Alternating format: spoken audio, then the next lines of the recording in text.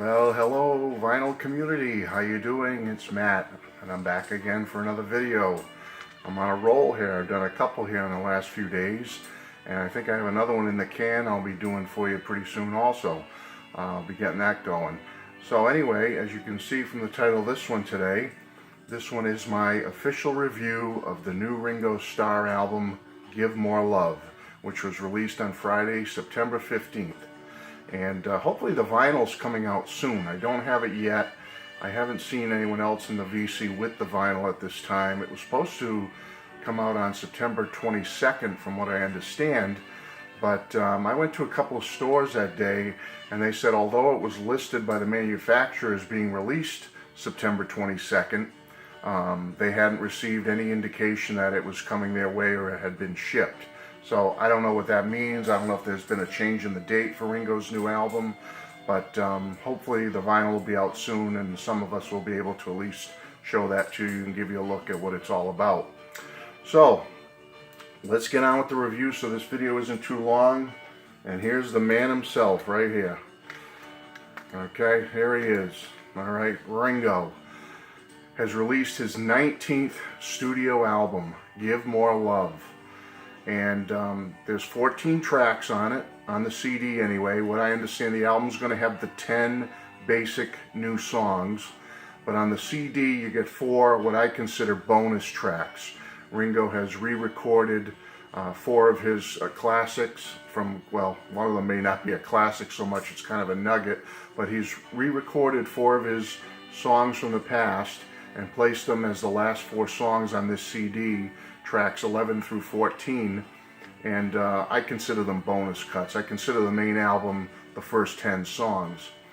You know, you got to give Ringo credit. You have to. God bless Ringo, 77 years old, still out there touring like Paul, and he's still banging out the music. You got to give the guy credit.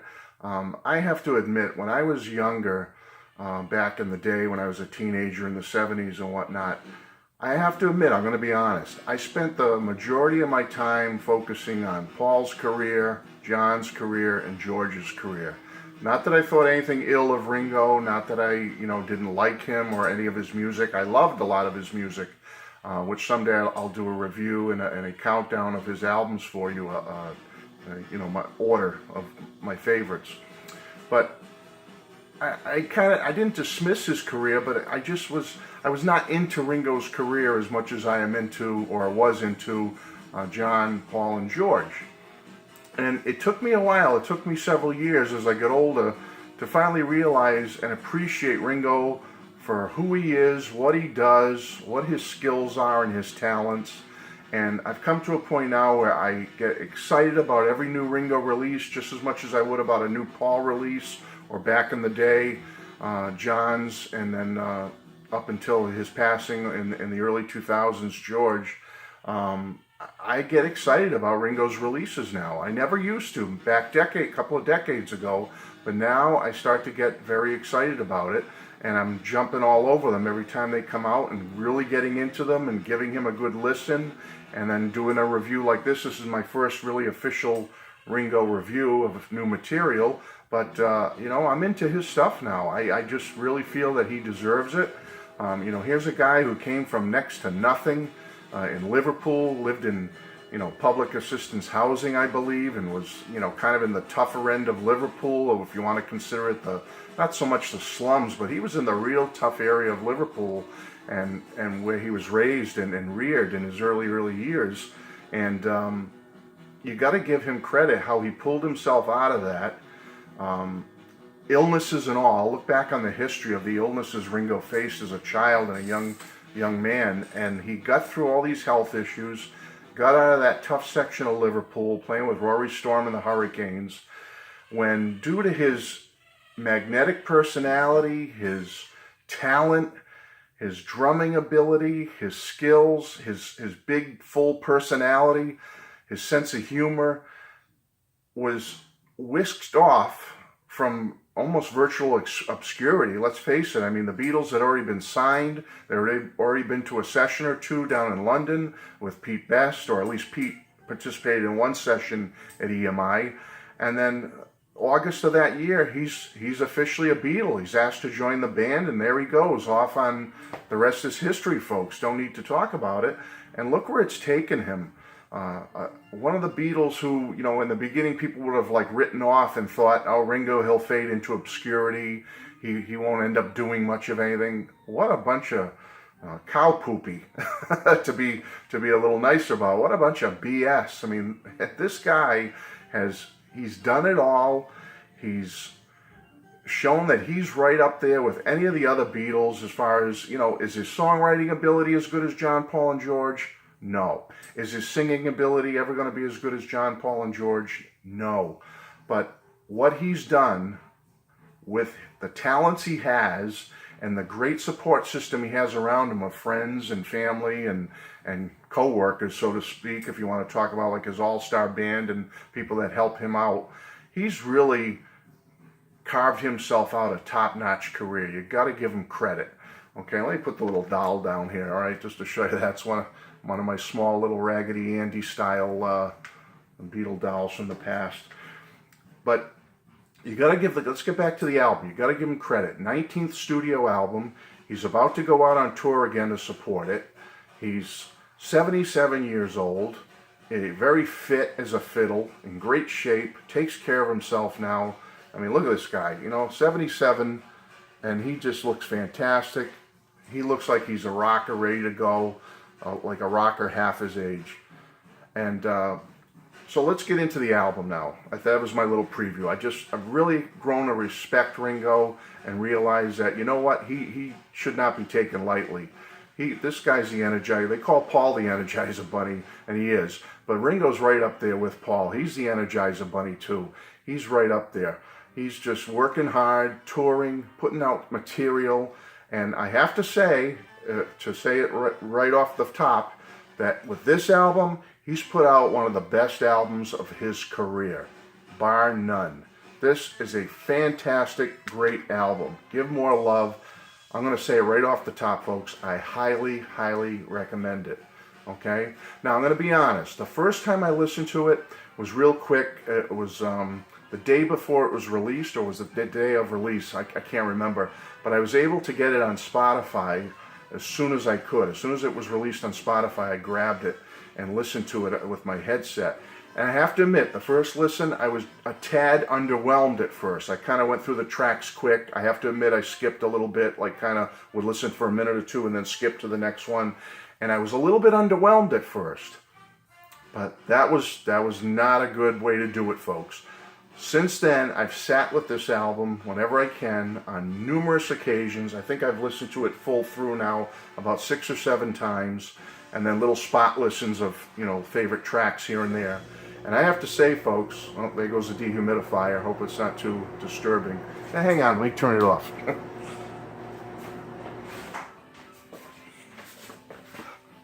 Okay, I'm back. Sorry about that. That happened once before in one of my last videos, too. You think I'd live and learn, huh? Okay, anyway, back to Ringo. Listened to it about 6 or 7 times, spot listens. And I have to say, I'm very, very pleased. This album has grown on me and grown on me with every listen, to the point I think it's fantastic. His 19th studio album, one of his best. Okay, if you want to look at Ringo's career in 2 phases, phase 1 being from when the Beatles broke up until the mid-80s, which would be the Old Wave album in the early 80s. I consider that phase 1, and I consider phase 2 to be when he released Time Takes Time in 1992, all the way up to this one today. So if you want to look at Ringo's career in phases, all-time career, and again, I'm still listening to it, getting into it, this is in his top 6 or 7 albums of all time. I believe that. Top 6 or 7, and that's saying a lot. He's had 19 studio albums. I think all-time, this is in his top 6 or 7, and it may jump up a couple of notches for me eventually. Now, phase 2, from 1992, the Time Takes Time album, up till now, this is in the top 2. Top 2. Okay? I'm not going to say where exactly I place it yet, but it's in the top 2. The other album that's up there in the top 2 with him, you can see right behind me here, is Time Takes Time, which I have on vinyl. This one might be tough to knock Time Takes Time off the #1 spot. Right now this is in the top 2. Right now it's #1 for me. I'm really getting into it, but this and Time Takes Time back there are definitely the top 2 Ringo albums in his phase 2 from 1992 up till now. All time though, this is definitely a top 6 or 7. Okay? Now it starts off with a song, We're on the Road Again. That's the big, song that everyone's been talking about, that Paul guested on. Paul played bass, he did backing vocals. It's a rocker. It's a great way to kick off this album. Does it have any world significant lyrics? Is it going to change the world with its message? No, it's just a kick-ass rock and roll song, and why not? Ringo is a great rocker. He's been rocking since the Please Please Me album with Boys. He deserves to rock. He can hold that title of being a rocker. And this is a great way to kick off the album. We're on the road again. It's a rocker. We got people like Edgar Winter on backing vocals along with Paul. Steve Lukather from Toto wrote it with Ringo. Great way to kick off the album. It's a great rock song. It kicks butt. I love it. Okay, song number 2 is a song called Laughable. It's a cool track. It grew on me. At first I wasn't sure about it, but after several listens, I love Laughable. It's in my head, and I can't get it out of my head sometimes. He wrote it with Peter Frampton. Benmont Tench from the Tom Petty Band plays some organ and some keys on that track. And you'll see if you get the album, Benmont is on several tracks on this album. You got people like Timothy B. Schmidt on backing vocals. Okay, you've got Richard Page from his All-Star Band, and he's on backing vocals. You'll find that Richard Page and Timothy B. Schmidt are on several tracks also as backing vocalist. Great song, Laughable. It's got a cool little rhythm to it. It just sticks in your head. Nice little melody. Third song, Show Me the Way. Okay, this is a ballad he wrote with Steve Lukather, and it's clearly for Barbara. His wife of so many years. They're so dedicated to one another. And another nice feature on Show Me the Way is Paul plays bass on it. It's the second and final cut on the album that Paul plays on. He plays bass. Great song. Nice ballad. Again, it was one of those at first listen, didn't dislike it or love it, but now it's grown on me. This album is a grower. It grows on you folks. And Show Me the Way is one that I really like now. I really enjoy it. The fourth song, I liked it right off the top. He wrote it with Richard Marx, who plays guitar on it and backing vocals also. It's called Speed of Sound. I liked it right from the start. Peter Frampton is on it, playing his guitar talk box, which you'll know and remember from his, making that talk box so famous from his live album from '76. But Peter is on here playing the talk box, but doing it in a good way, not overdone. Sounds good, fits the track. Nathan East from Eric Clapton's band is playing bass, and you'll find that Nathan East is on several tracks playing bass on the album. It's a cool little mid-tempo rocker. I like Speed of Sound, fourth song. The fifth song is called Standing Still. I love this song. This is another one I loved right from the start. He wrote it with Gary Burr. It has some nice pedal steel guitar on it. One of several cuts on this album that has pedal steel guitar. And remember they talked about how Ringo was thinking before this album came out of doing a full country flavored album. And I think some of the remnants of that concept are still here on Give More Love, because there are several cuts on this CD or this album that have pedal steel guitar and that country kind of mellow flavor to it. And I love it. And Standing Still is one of them. It's got the pedal steel guitar. It's got a nice country flavor. Track 5, Standing Still, awesome song. Good message to it too. Listen to the lyrics of Standing Still. I like the message to it. Okay, 6 is Keys of the Kingdom. That's a Moody Blues album. King of the Kingdom is number 6. It's a reggae flavored song. Ringo wrote it with Van Dyke Parks. Dave Stewart is on it. Edgar Winter is on this track also. I have to admit, it's one of the ones out of the 10 new songs that at first I was like, that's probably my least favorite song. I'm just not one of these for, not that I don't like reggae. I love reggae, have some Bob Marley records, but it just was one of those that didn't strike me right away. But I have to admit, after several listens, getting into the whole album, listening to the album as an entire piece, it's grown on me. I like King of the Kingdom. I don't skip it. I won't skip it. Track 7, Electricity. Okay, this is his little tribute to Johnny Guitar from Rory Storm and the Hurricanes. It's a quirky little song. Joe Walsh plays guitar on it. Don Was plays bass on Electricity. It's a pretty good song. This is probably the one that I'm still working on, that's growing on me. Don't dislike it. I like it, but haven't fallen in love with it yet, and maybe that will come. And it's the only one on the album. I know there was talk of Ringo using auto-tune on this album. I don't hear any evidence of it. The only place I hear some evidence is on the song Electricity, track 7. But when you look at what the theme of the song is, when you listen to the musicianship of it and the beat of it and the style of it, I think it was done purposely to have Ringo's voice somewhat electronically altered, because the song's called Electricity, and when you listen to the beat of it and the melody, it kind of fits the song. See what you think, but I think it was done intentionally on Electricity, but I don't hear Ringo's voice being altered anywhere else on the album. I think he sounds great on the album, vocal-wise, and there's no problems for me there. Okay, track 8 is So Wrong for So Long. Dave Stewart wrote it with Ringo, and this is another one of those country-flavored songs, but boy, is it good. I love it. So Wrong for So Long, country style, but boy, Ringo nails it. He's so suited for that type of music, and he does a bang-up job. Great song. Track 9, Shake It Up. Folks, rockabilly, early rock and roll at its best. Shake It Up, to me, is kind of like a hybrid of Shake, Rattle, and Roll and Ringo's Matchbox from the Beatles days, the Carl Perkins song Matchbox. Shake It Up is great rockabilly. It fits the album. It fits where it's placed on the album. I loved it from the first listen, and I still love it. Shake It Up, number 9. The last song, number 10, is Give More Love. Greg and Matt Bissonette, Matt being from Ringo's band. I'm not sure if Greg is in the band, but I don't think he is. But Matt plays drums with Ringo in the All-Star Band, and they're on this track. I like Give More Love. I know some people have said it's their least favorite track on the album, but I think it fits the album, and I think where it sits in the album, the closing track, is a nice way to tie everything together and get Ringo's message of peace and love out there. Give more love. Why not? And it's a great song. Like some have said, it has that flavor of Never Without You, the tribute to Georgie did on, I believe, the Ringo Rama album from years ago. But I think it's a good little song. I like Give More Love.